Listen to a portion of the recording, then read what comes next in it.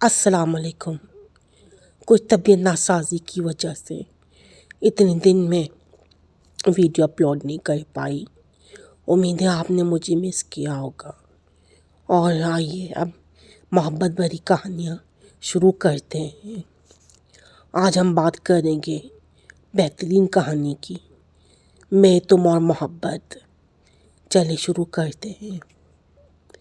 मैं तुमसे बहुत मोहब्बत करता हूँ, इतनी कि मेरे पास वो अल्फाज भी नहीं जिनसे मैं तुम्हें बता सकूं।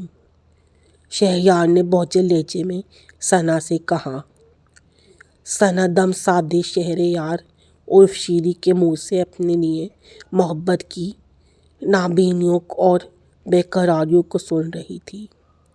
इसका वजूद दूर कहीं फिजाओं में उड़ता फिर रहा था, मगर जहन कई बातों में उलझा हुआ था।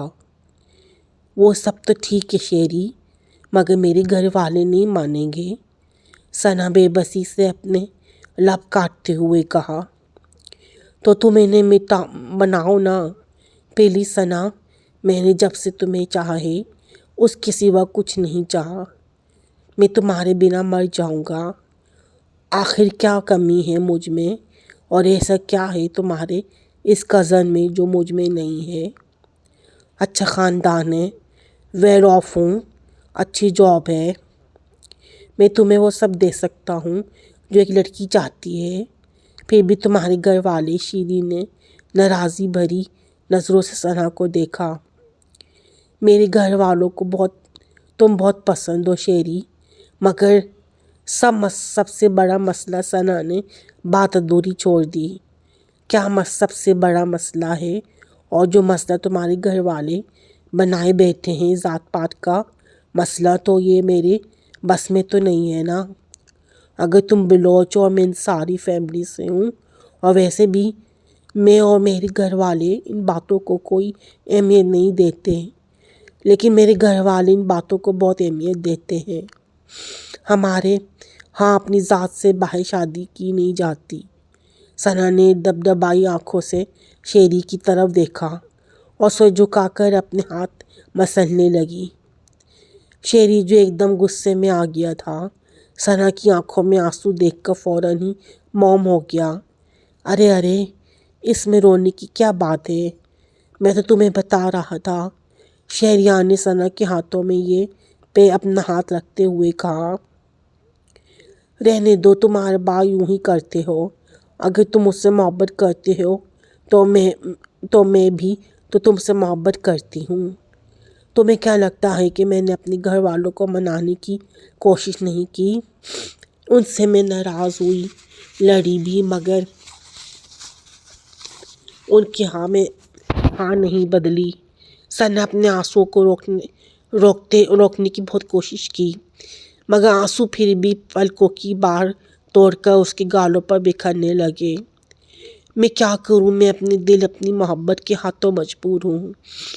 बस मुझे तुम्हारा साथ चाहिए, उम्र भर के लिए, अपनी आखिरी सांस तक के लिए। एक बात याद रखना सना, अगर तुम मुझे ना मिली तो मैं खुदकुशी कर लूँगा। शेरी जज्बात की इंतहा पे था। अल्लाह ना करे शेरी, तुम्हें कुछ हुआ, कभी तो सोच कर बोल लिया करो। सना ने नाराज़ी से कहते हुए अपने सीने पर हाथ रखा। मैं तुम्हारे बिना नहीं रह सकता। तो मेरी मोहब्बत जुनून इश्क हो, मेरी बात मानोगी? शेरी ने मलहची लहजे में कहते हुए सना के हाथ थामे।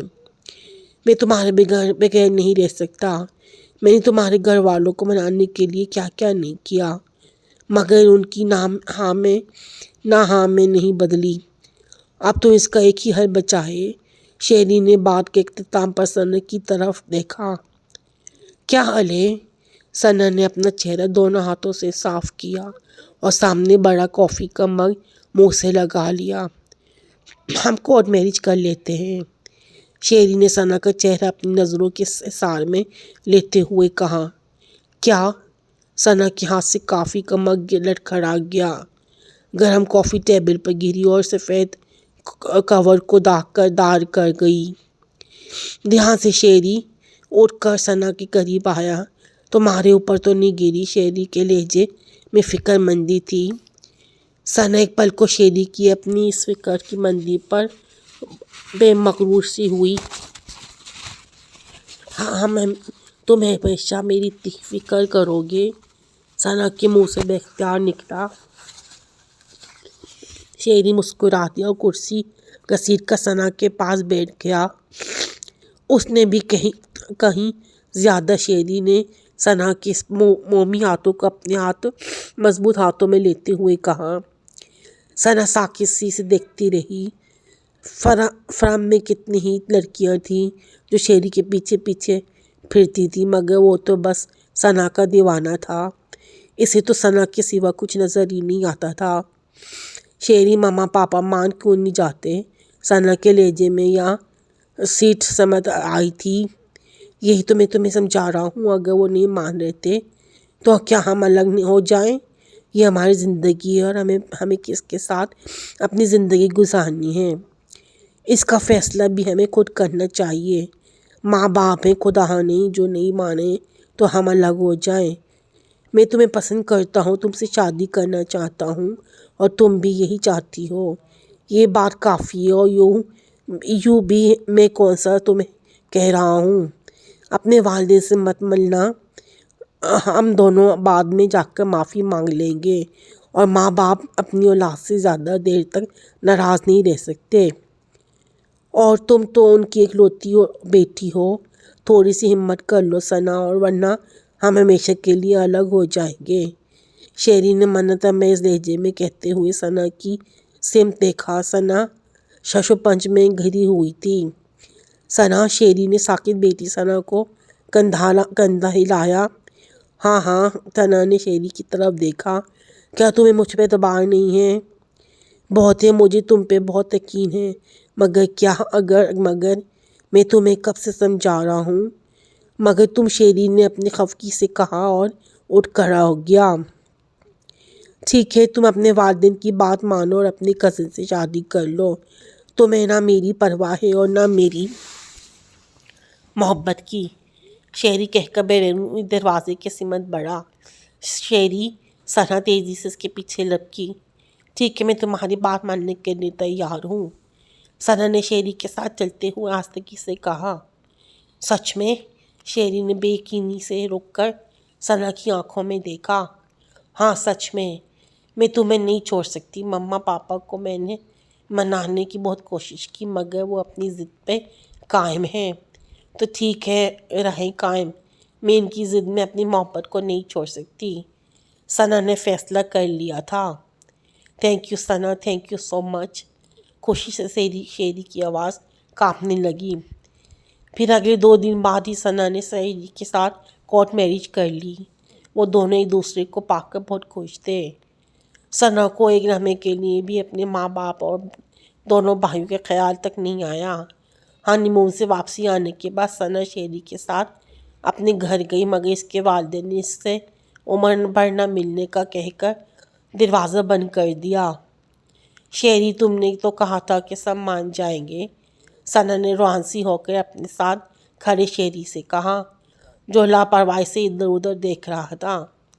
اب مجھے کیا پتا تھا تمہارے پیرنٹس اس قدر ظالم اور سنگ دل ہوں گے۔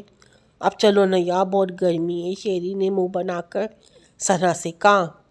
شیری، میرے ماما پاپا اور ثنا نے کچھ کہنا چاہا۔ ثنا، میں جا رہا ہوں، تم ہی اس بند دروازے کے پاس کھڑی رہو، شیری نے بے رخی سے کہا اور ایک طرف کھڑی کار کی جانب بڑھ گیا۔ ثنا چار رونا چار شیری کے ساتھ آ کر گاڑی میں بیٹھ گئی۔